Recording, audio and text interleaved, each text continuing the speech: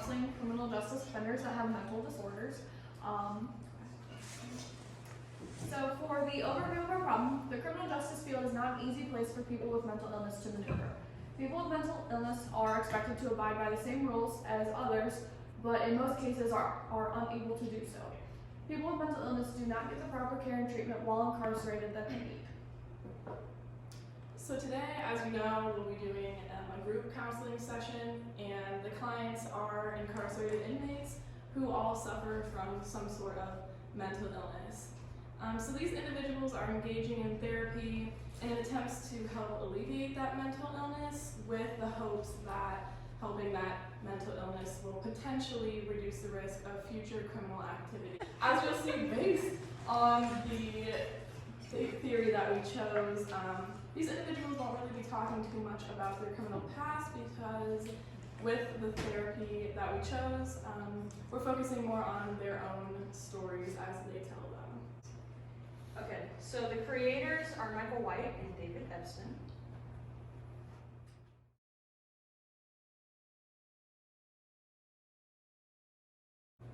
Alright, so we're doing narrative therapy. You guys may have or may not have already heard some of this.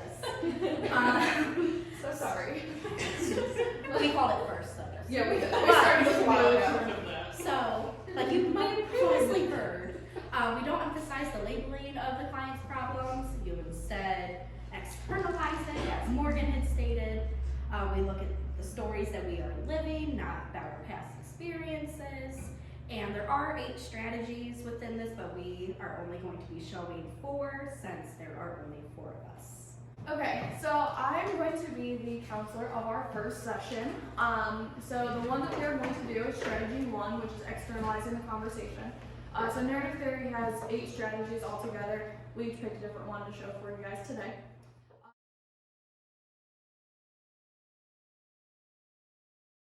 So for this one, the main part of it is that the person or the, in this case, mental illness, let me rephrase that. The person is not the problem, but their mental illness is the problem.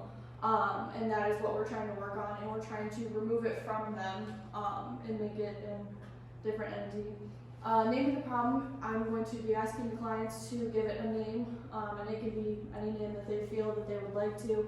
And then it's encouraging the client to objectify their problem. And then, here we go. Are you guys all ready?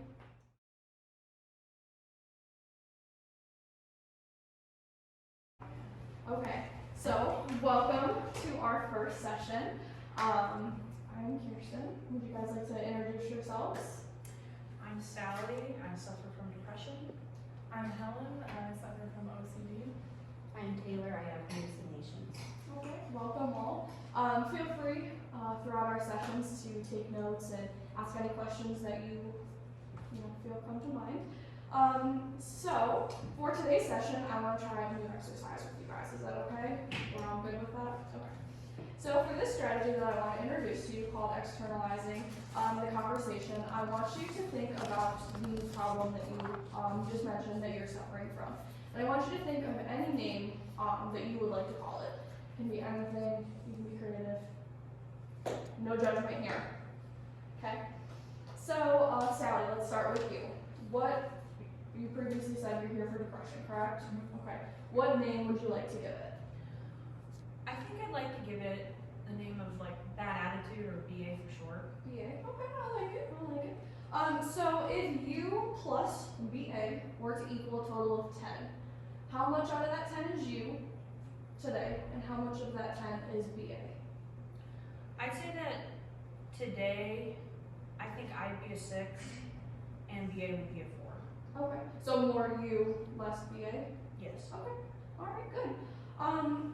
What does BA tell you to do on a typical day? Pretty much stay in bed all day. Anything else? I have trouble eating as well. It tells me not to eat as well. Okay, good. Do you allow BA to make you stay in bed all day, or do you try to go against what it's telling you to do? I try to go against what BA tells me and I just kind of force myself out of bed. Okay. And how do you respond to BA to avoid getting in trouble while you're in here?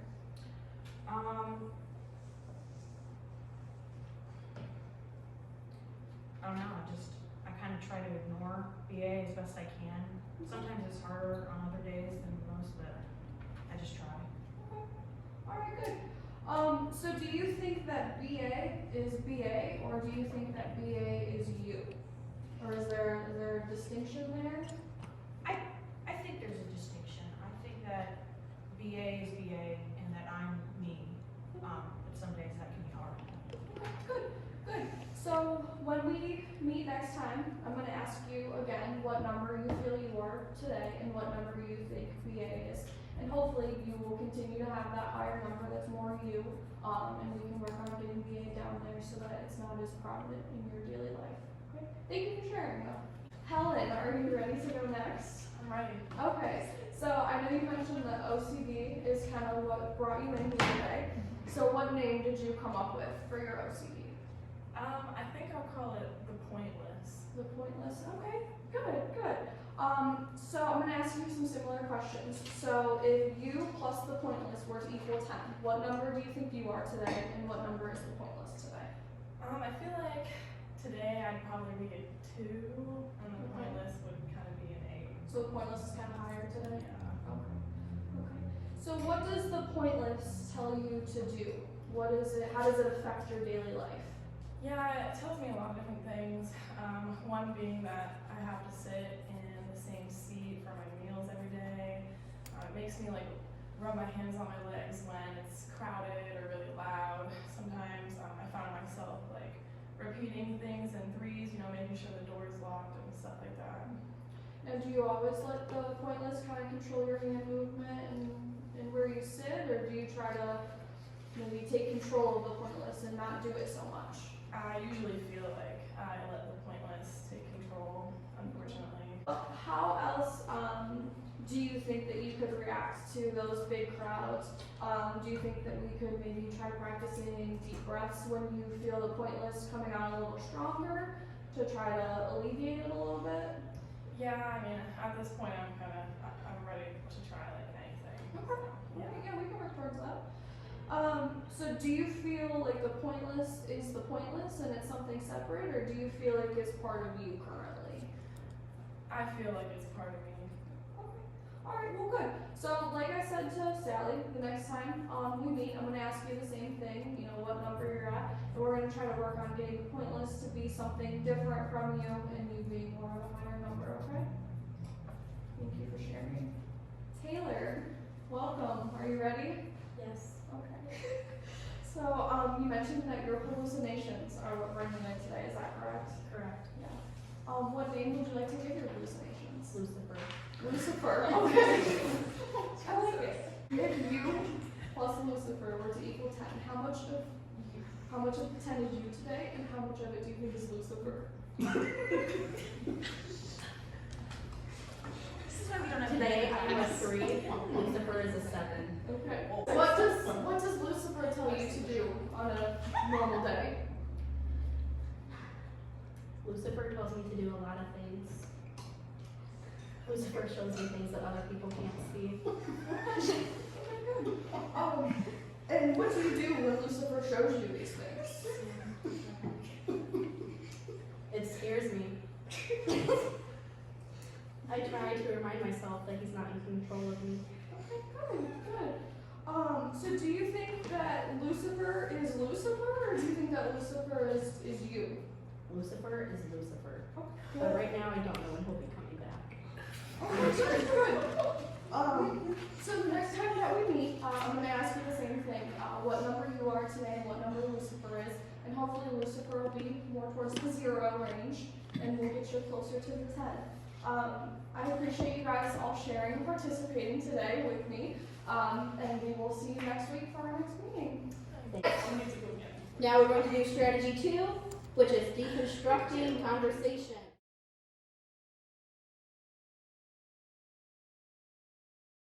So we're going to see that the problem persists. Relevant support beliefs may also exist. And right now we want to find those for our clients and examine each conversation. Parker, I don't remember what his first name was, suggested that externalizing and deconstructing conversation practices enhance our ability to provide a safe space to critique the taken for granted assumptions that constrain clients from leading the lives they would prefer to live.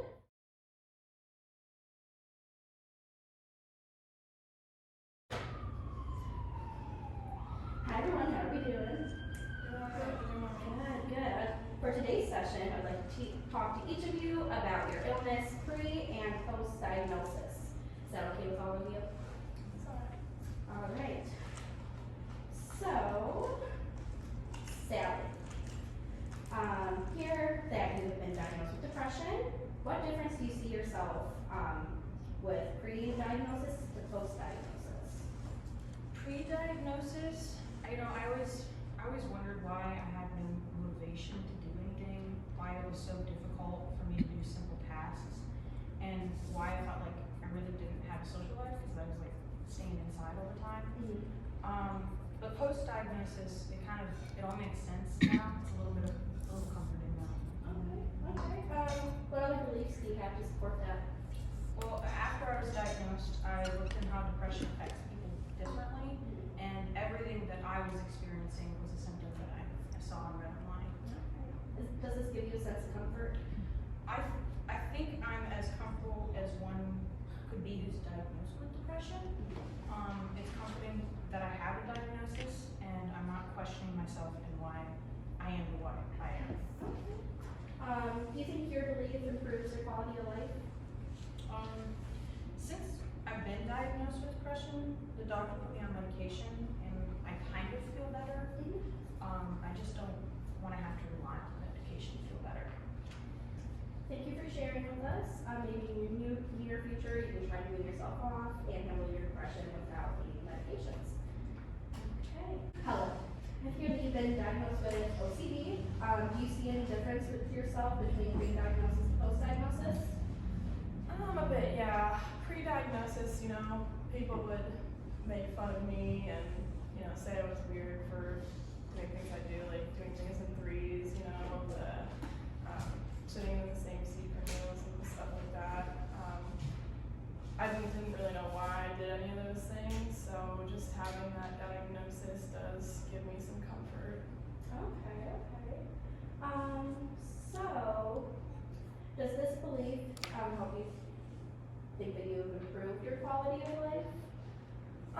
We'll see, hopefully I can continue to,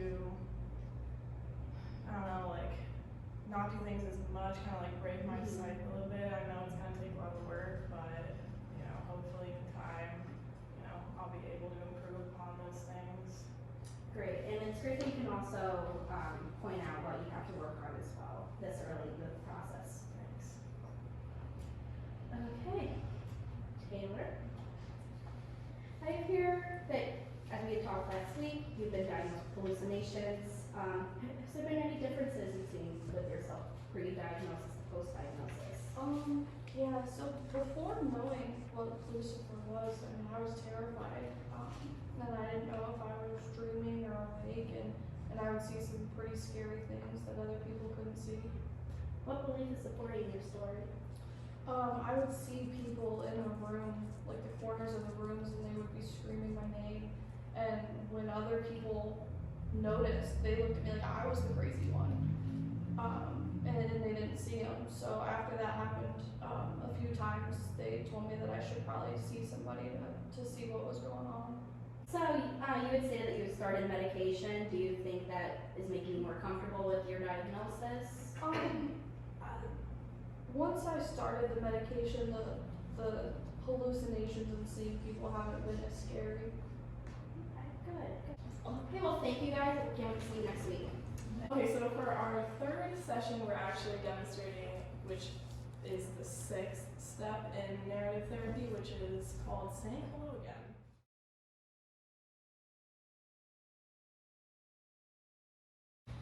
And this is usually used to help individuals overcome grief over a deceased loved one, which in Western culture, typically individuals focus on trying to say goodbye to a loved one and overcoming that loss. And if people aren't able to feel like they fully overcome that loss, they can really struggle with that, So this strategy looks instead at maybe the benefits of trying to say hello again. And it's important to note that this strategy is not only utilized to help individuals overcome that loss of a loved one, but it can be used to talk about an important individual who passed away and maybe use that individual to help the client see positive aspects of themselves through that individual.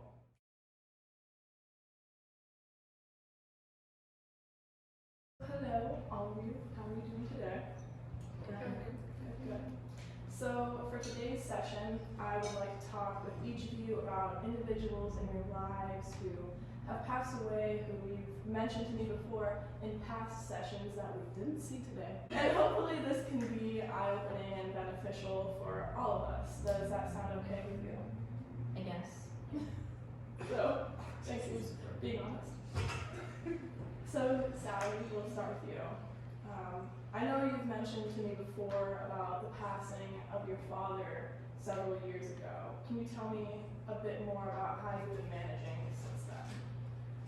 Since his passing, I've just felt like really numb, and I've tried many times to work on acceptance and moving on during past counseling sessions with other therapists.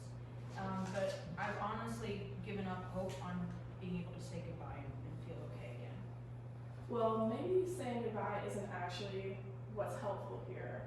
Maybe instead we should try to say hello again to your father. Do you think you're willing to try that?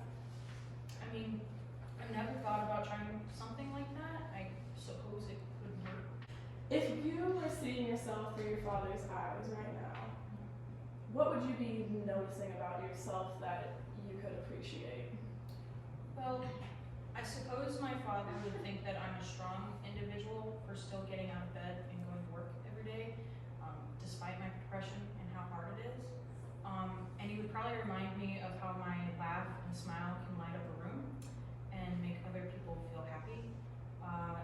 He'd also tell me that he thinks I'm someone with a lot of talent. What difference would it make to how you feel if you were appreciating these things in yourself right now? I think if I felt the same way as my father did, then I'd probably be able to love and value myself a lot more and not feel so worthless. What do you know about yourself that you are awakened to when you bring alive the enjoyable things that your father knew about you?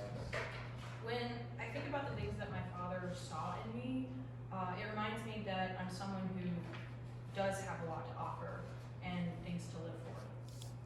And what difference do you think that would make if you were able to keep those realizations about yourself alive on a day-to-day basis? Hopefully it would allow me to get through my days a bit easier and allow me to feel less bad about myself. I'm glad to hear that.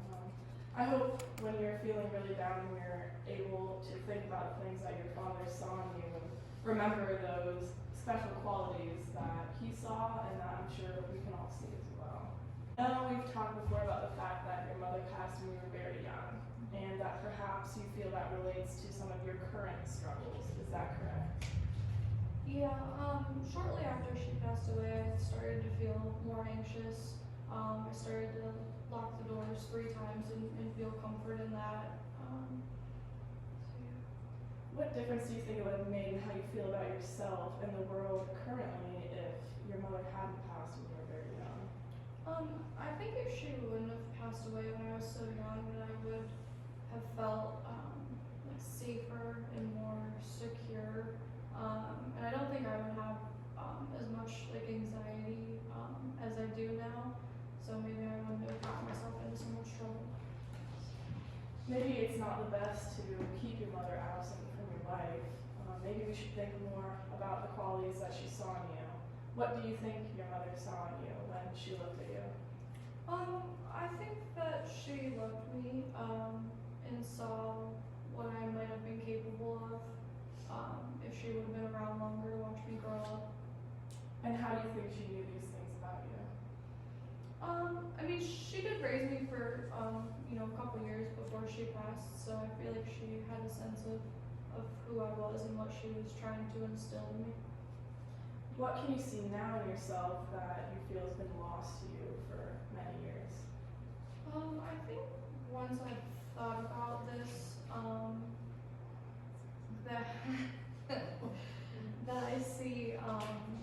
strength in myself that my mother had before she passed away.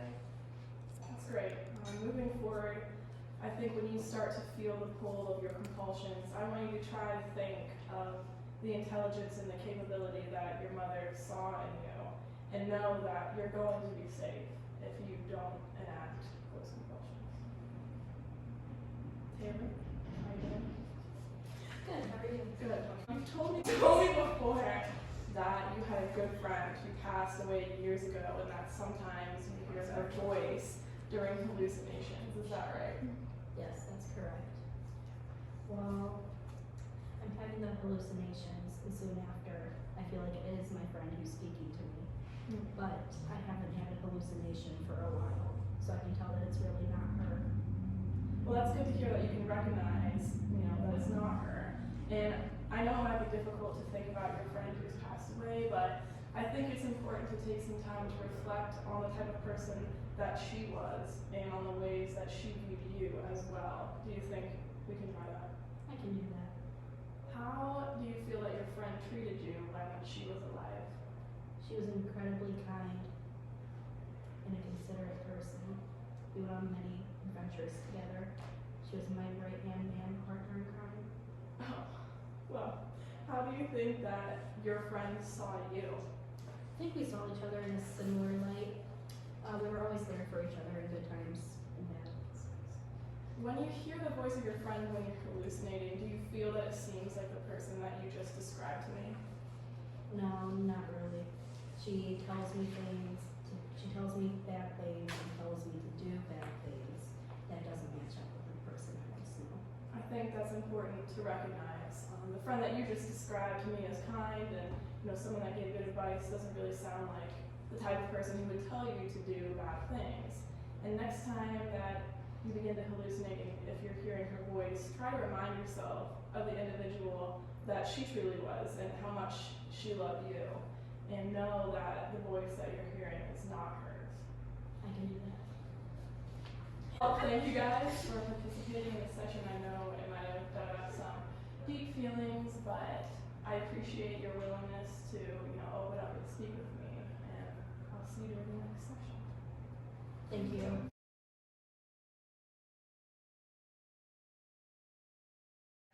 So, like Kerrigan, I had the letters for this one. So we did it a little differently. The letters are at the end for this session. So basically the purpose of the letters is that, clients may begin to forget what was mentioned in sessions. And so, the profound thoughts that were produced, stuff that really resonated with them, if they don't write it down and make notes, they might forget those things. So writing down the history of the session and future plans may help memorialize the work done in therapy for the client. So it's not a diagnosis, it's not a transcript of what was mentioned, it's the inner expressions of how the individual feels. So it's considered an alternative story that emerges due to therapy. And I was really interested in these because there wasn't a lot in the PowerPoint when we kind of went over it in class. So I went and did a little bit more research to kind of understand them. And what I found that was true therapeutic letters take a really, really long time to write. And so I looked up a few studies. So in 1997, Freeman, Epstein, and Lobovitz conducted informal research on the effectiveness of narrative letters. So they asked two questions. In your opinion, how many sessions do you consider a letter, such as the ones that you have received, is worth? And if you assigned 100% to whatever positive outcomes resulted from our conversations together, what percentage of that would you contribute to the letters you have received? And so what results shows that the narrative letters had the equivalent value of 4.5 sessions. And results also showed letters were rated from 40% to 90% for total positive outcome therapy. And again, there was another study in 1994 which found pretty much the same stuff, but the letters equaled 3.2 face-to-face interviews, which could range from 2.5 to 10, and then the letters were attributed to 52.8% of positive outcomes of therapy.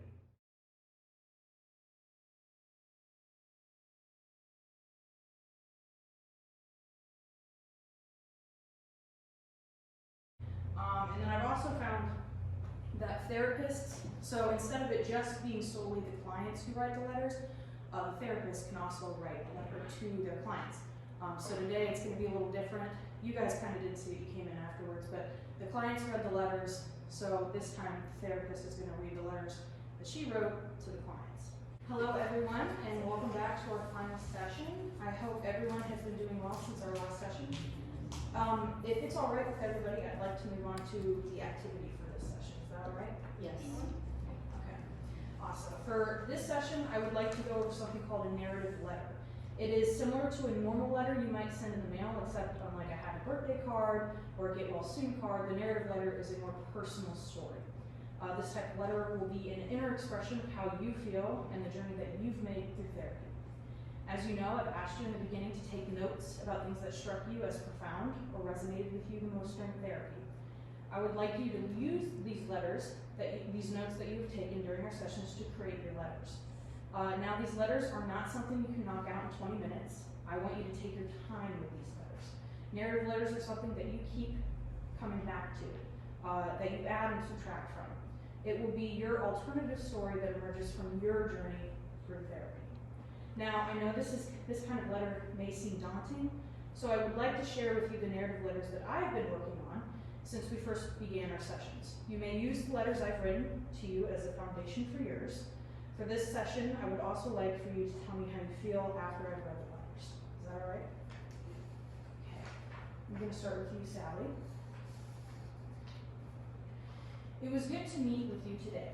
In the beginning, we agreed that documenting your experience in a letter could give you a better chance to remember and reflect on your conversation.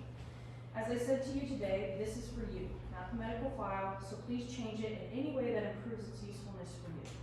You may find that I haven't gotten your words quite right or haven't described things quite as you would like them so please don't hesitate to make any corrections. You have full editorial rights, and please use them as you see fit. When we first met, you explained to me that your depression made you want to stay in bed all day. However, if you did this, you would get into trouble for breaking the rules. I wonder what you meant by this. But instead of letting your depression win, you stated that you force yourself to get up in the morning and spend your day trying to avoid it. During this session, I asked you to externalize your depression, and in doing so, you called it BA, or bad attitude. When asked if you saw yourself as separate from BA, you stated that it was sometimes hard to separate yourself from the BA, from your illness. Since that session, we have had many more. I wonder how you've been doing in separating yourself from the BA. Has it been easier since then, or is it still a struggle?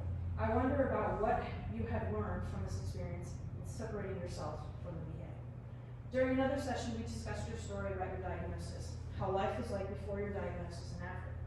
Before your diagnosis, you stated that you had no motivation for things, had no social life, and couldn't find the energy to do simple tasks. When you discussed this, I could feel your past struggle, and I couldn't imagine it was easy, and maybe still isn't easy for you. After your diagnosis, you stated that everything began to make sense for you. You began researching your diagnosis and quickly found that everything you were experiencing was a symptom of the illness. Due to this, you no longer questioned yourself about why you felt the way you did. I commend you for this. The time you took to research your illness and learn more about it could not have been easy for you. To others, making a quick Google search is simple. It's a 3-second simple task.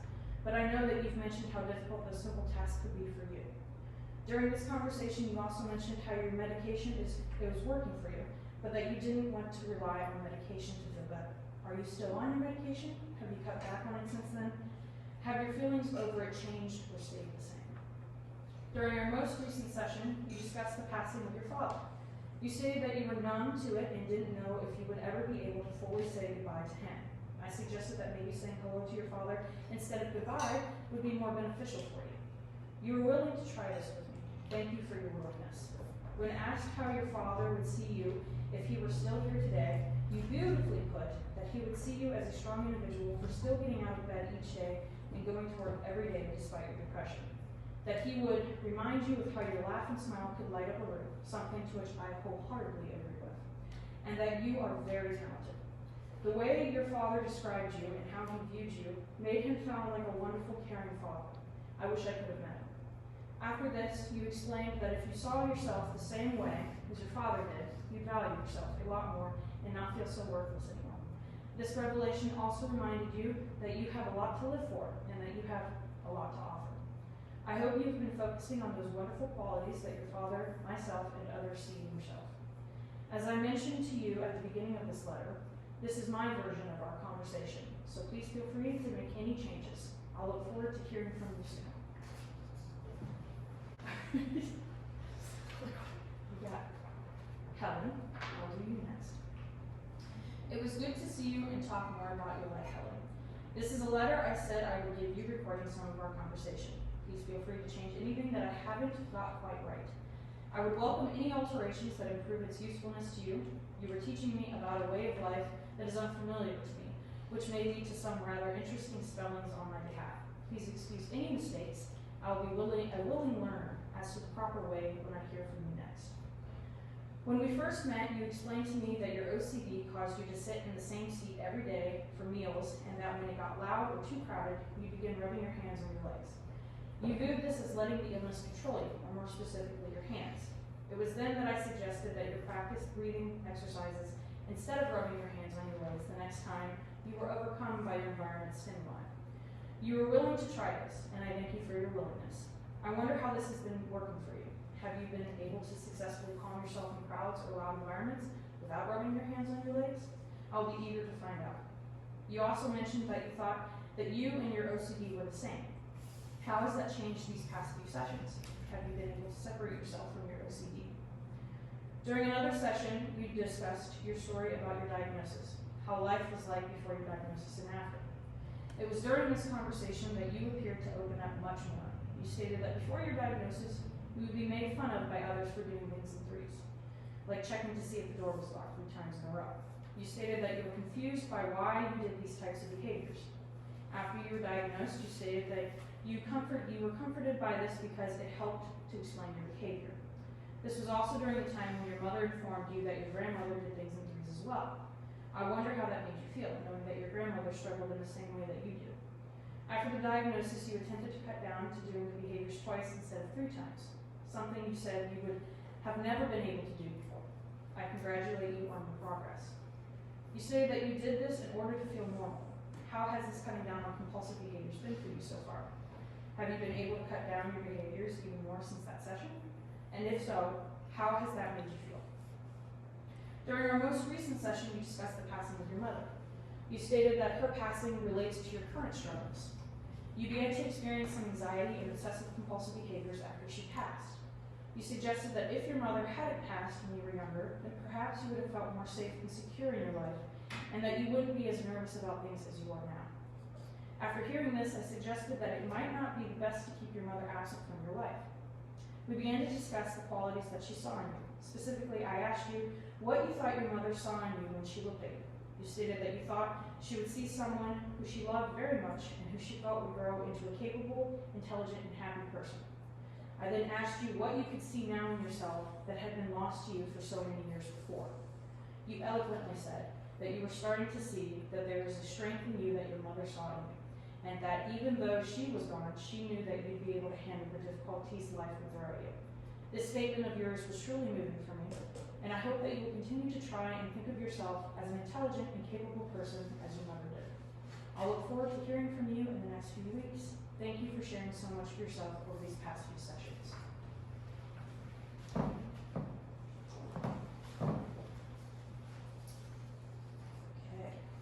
Okay. It was lovely to meet with you over the past few sessions. Our past conversations brought forward stories of your courage, your wisdom, and your ability to speak up and advocate for your life in circumstances that understandably silence most people. This is my summary of what we discussed. As I have said to you, it is only my version of our conversation, and as you are the most knowledgeable person concerning your own life, please feel free to change or discard anything that isn't right for you. When we first met, you explained to me that your hallucinations would tell you to do things and would cause you to see things that others could not. You mentioned that your hallucinations would take control over you, and that scared you. I can only imagine how truly terrifying that experience must be for you. It was brave of you to externalize your illness to help regain some control and to remind yourself that the hallucinations were not real. Although at the time, there was some hesitation and fear that you didn't know the hallucinations would come back, that you'd be able to remember that they didn't define who you are. How has that gone for you? Have you been able to take some amount of control over your hallucinations? When you are struggling with your hallucinations, have you been able to remind yourself that they do not define who you are?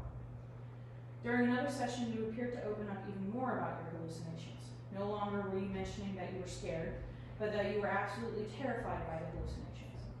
You weren't able to tell if you were dreaming or awake. You stated you would see some pretty scary stuff. You described demons in the corners of your rooms that would be screaming your name. That could not have been an easy experience. You stated that people would seem to judge you when you would ask them if they were seeing what you were seeing. I'm sorry that you had to experience that from others. You also stated that their judgmental stares were the reason you sought out professional help. I commend you for that. It is not an easy thing to ask for help. Since therapy and the medication you began to take, the hallucinations have not been as intense or scary. You are able to sleep at night and you did not see the demons anymore. What a relief that must be for you. During our most recent session, you discussed the passing of your good friend. This friend of yours had passed many years ago, and ever since then you've been hearing her voice during your hallucinations. You stated that in the moment of the hallucination, it is hard to realize it is not actually her speaking to you. But after, you were able to step back and realize that it is not her. When reflecting about your friend, you mentioned that she was an incredibly kind and considerate individual, that she always knew how to give the best advice. And when asked how she would view you, you mentioned that she would view you in a similar light to how you viewed her. You also mentioned that you were always there for each other. That sounds like a truly special friendship that you had with her. During your hallucinations, your friend is very different from the friend you described to me. She says things and tells you to do things that do not match up with the person you knew. I wonder how that makes you feel in those moments. I can only imagine how uncomfortable and scary that could be. During this conversation, I stated that it would be very important for you to recognize the incongruence between the memory of your friend and the friend you hear in your hallucinations. I'm curious to know how has that been going for you? As I mentioned to you at the beginning of this letter, this is my version of our conversation, so please feel free to make any changes. I look forward to hearing from you soon.